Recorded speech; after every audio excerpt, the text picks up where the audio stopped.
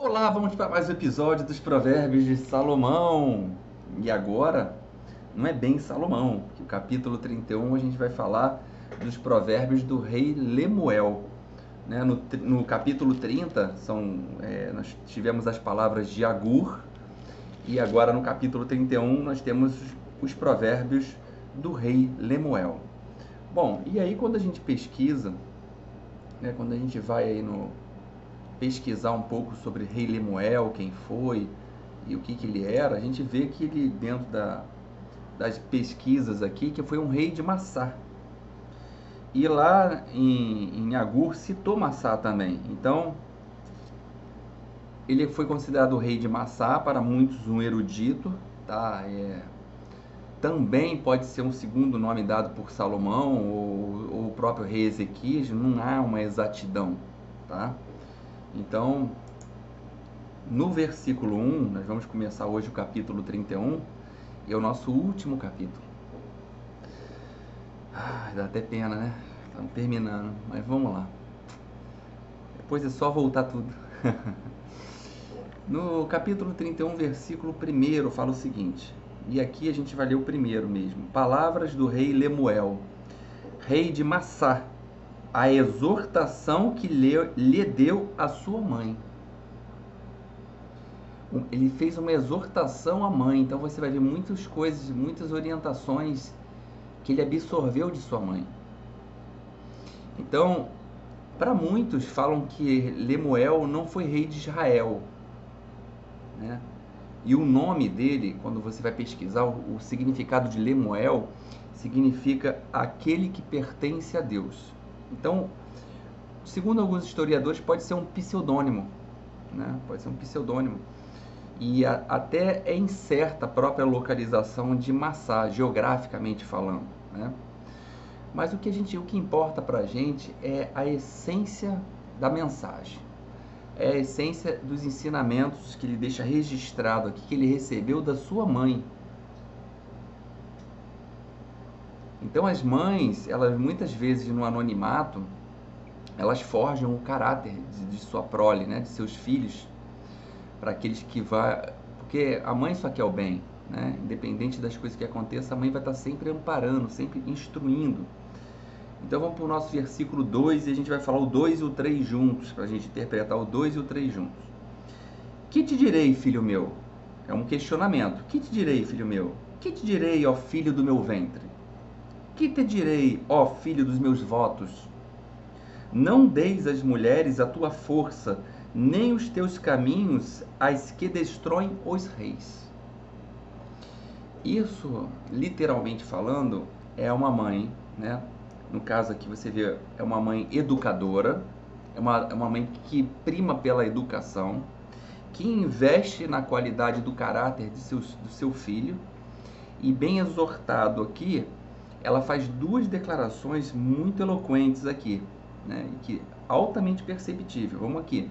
A primeira é onde ele fala: filho, você é muito importante para mim. É praticamente isso. Que te direi, filho meu? Que te direi, ó filho do meu ventre? Você é filho do meu ventre, eu o gerei. Eu lhe acompanhei a sua progressão na sua constituição material na minha gestação. É o que ela está deixando claro aqui.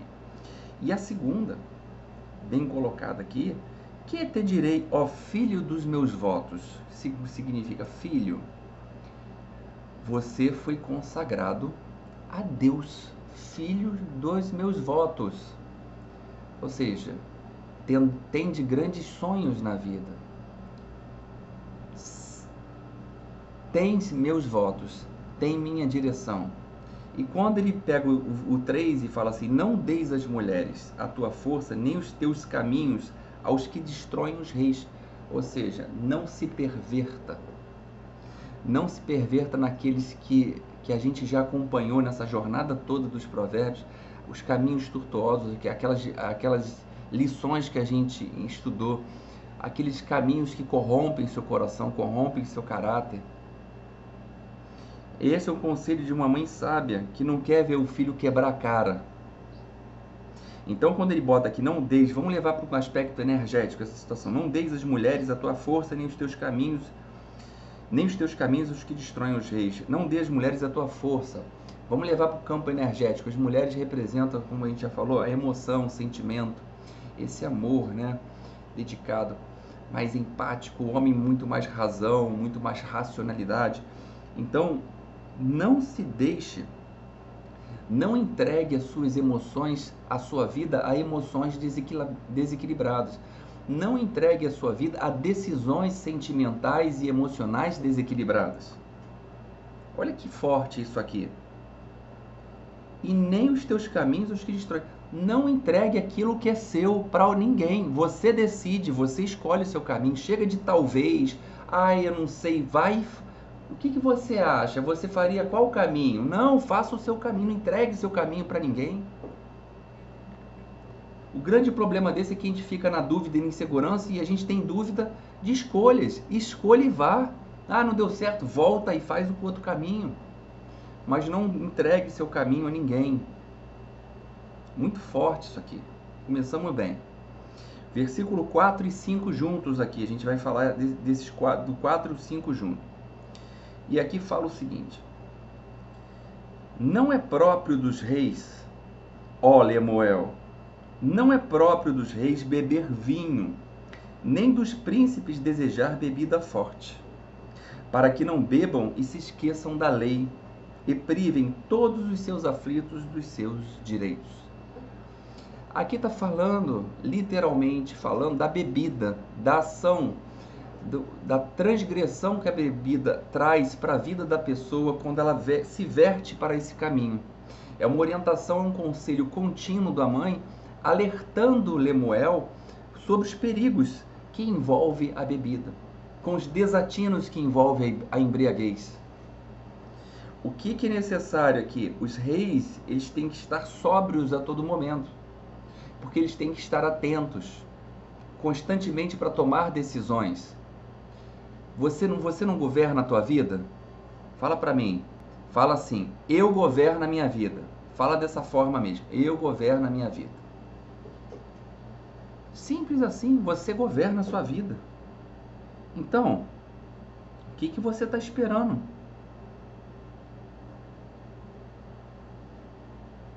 Se você governa a sua vida, me diz uma coisa: por que você vai enveredar para caminhos desconcertantes, já sabendo aonde vai esse abismo, já sabendo aonde isso vai te levar?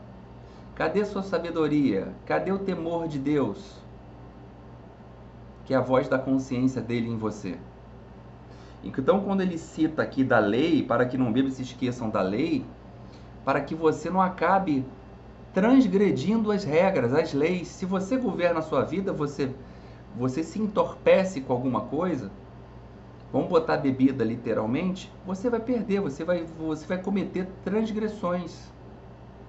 Se você entorpece pela sua falta de conhecimento e sua permanência em não buscar aquilo que é o certo, se corrigir, se consertar sabiamente e percorrer o caminho da humildade, é como se você estivesse enchendo a cara de cachaça.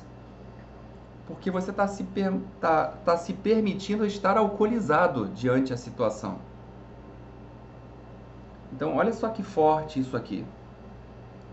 Então, é muito importante isso, que fique bem claro essa situação aqui, para que tome esse cuidado, para que você não transgrida o mundo.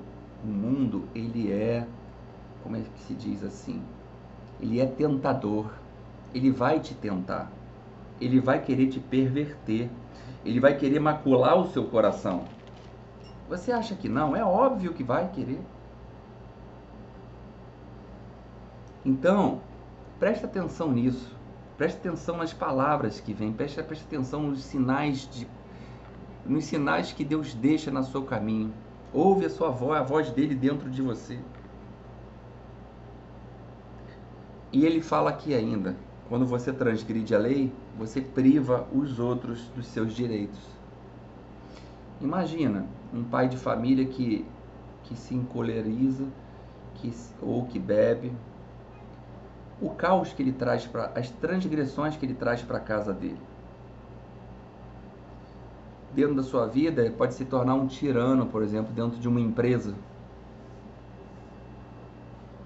não respeitando as leis, se entorpecendo pelo seu jeito que acha certo de ser. Então, o 4 e 5 é fantástico para que a gente, é um aviso. Tira os provérbios do rei Lemuel como um aviso, como uma mãe estivesse falando com você. Tá?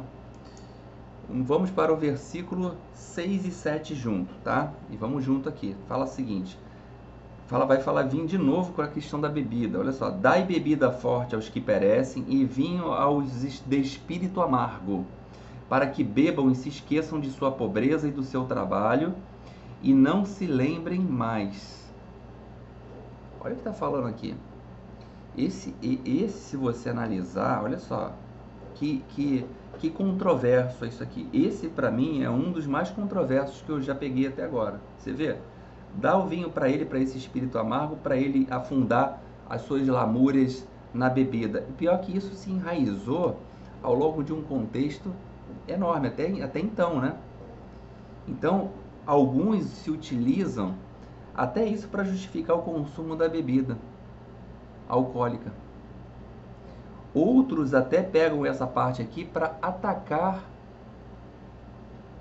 a coerência das escrituras, dizendo que esse texto aqui está totalmente em oposição àquilo que, por exemplo, o apóstolo Paulo defende, onde ele ensinou lá em Efésios 5, eu botei até Efésios 5:18, pode ir lá.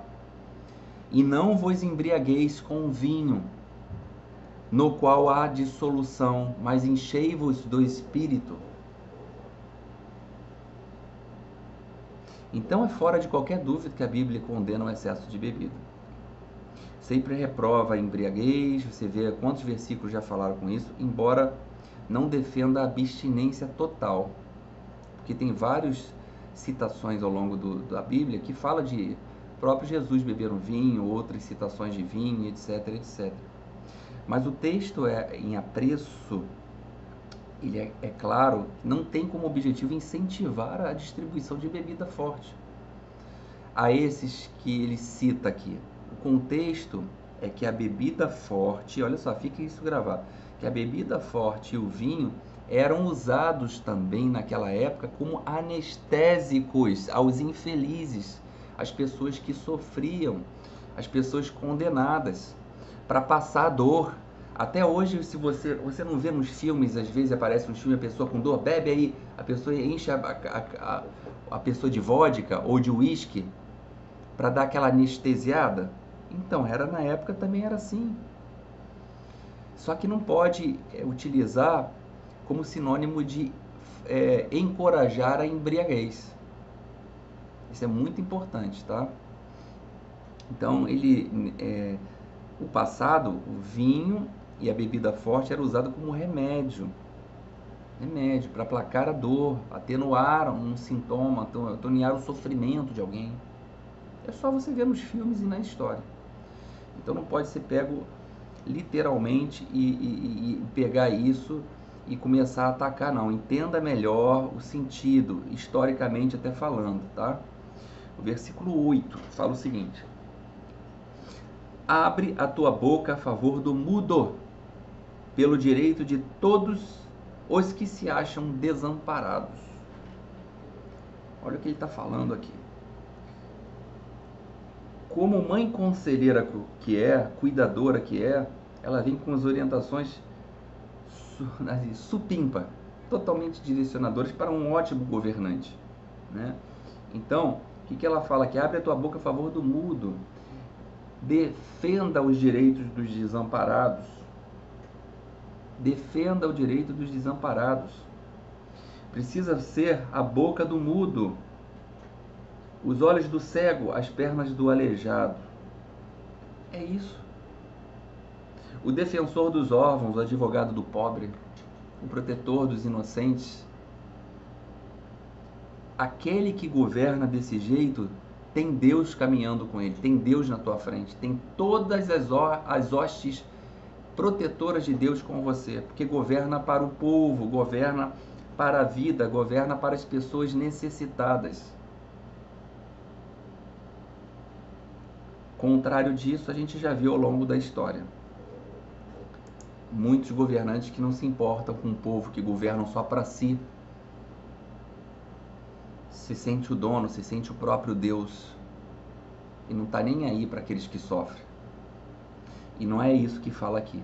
Esse versículo 8 do capítulo 31 é um exemplo que deveria ser para todos os nossos governantes e também para nós, porque nós governamos a nossa vida. O versículo 9, ele fala o seguinte: abre a tua boca, julga retamente, defende os direitos dos pobres e necessitados, complementa isso tudo que a gente falou. A gente não pode se acovardar perante a uma injustiça. Cabe sim aqui que a gente defenda a verdade, defenda os direitos e pratique a justiça. A omissão, deixe isso gravado aí na memória de todos vocês, a omissão é um crime grave, é covarde para todos aqueles que necessitam. O silêncio a algo transgressor, cara, pode custar a vida de inocentes, pode custar a vida da tua família. Pode pegar a esperança assim da nação e a sua estrangular. Então, para aquele que governa, o trono dele tem que ser o trono da justiça. Não tem que ter conchavos, não tem que ter jeitinho. Ele precisa seguir rigorosamente a lei de Deus. Simples assim, acabou. Isso é prosperidade. O rei que rouba, que deixa roubar, ele leva o reinado dele para a falência, para a derrocada. Sem justiça não tem nenhum trono que se firma. Sem misericórdia não tem nenhum rei que sustenta o poder. Sem cuidar daqueles pobres, daqueles que precisam, você se torna um carrasco, um ditador, um tirano. Então, esse 8 e o 9 aqui, deixa-se muito claro parte da nossa missão na Terra, que é ajudar as pessoas, que é servir a Deus, que é entregar, nem que seja um pouco, favorecer a vida daqueles que menos têm. Se você tem hoje, se hoje Deus lhe deu uma oportunidade, ajuda, estenda a mão para aqueles que precisam, ofereça, transborde na vida de alguém, faça a sua parte nesse mundo, você veio aqui para isso.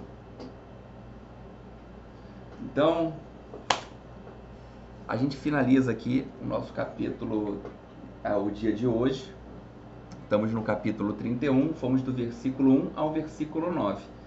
Vamos deixar para o próximo episódio do 10 para frente, porque ele tem blocos importantes, um epílogo importante aqui da mulher virtuosa, então é importante a gente deixar para depois. Então nos vemos no próximo episódio.